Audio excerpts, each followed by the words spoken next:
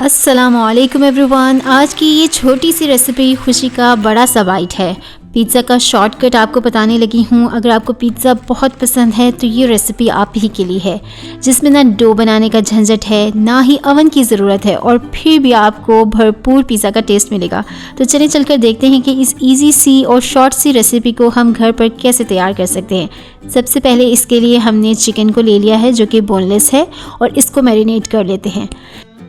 पूरी रेसिपी के अंदर सारा गेम ही चिकन का है, इसके फ्लेवर का है। अगर हमारा चिकन बहुत अच्छे से जूसी और टेंडर से तैयार होगा, टेस्टफुल से तैयार होगा, तो समझ जाएं कि आपने सारा काम कर लिया। यहाँ पर चिकन को मैरिनेट कर रहे हैं और ये कुछ स्पाइसेस इसके अंदर शामिल करने लगे हैं जो कि बहुत सिंपल और बेसिक से मसाले हैं।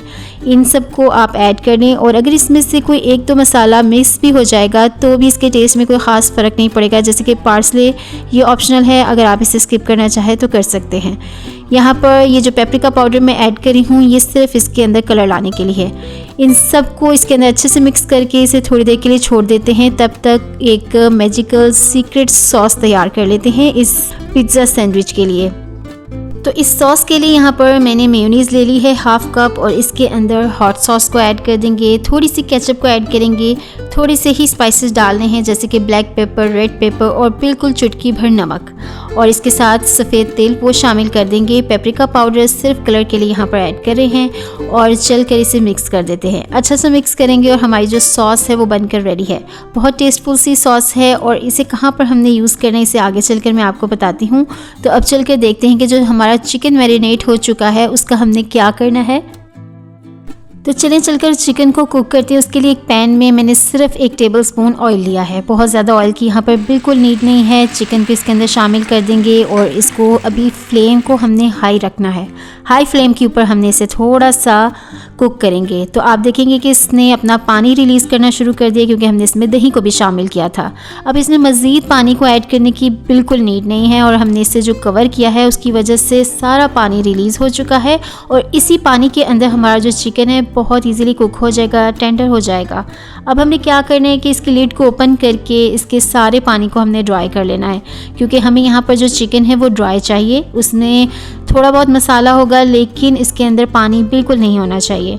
अच्छे तरीके से पूरा चिकन हमारा ड्राई हो गया है तो इसमें कुछ वेजिटेबल्स डाल दी हैं। शिमला मिर्च है, प्याज है और टमाटर है। इन वेजिटेबल्स को हमें बहुत ज़्यादा कुक नहीं करना, इन्हें बिल्कुल भी सॉफ्ट नहीं करना, इनका क्रंच बाकी रहे, इसलिए इन्हें हम हाई फ्लेम के ऊपर ही स्टर करेंगे।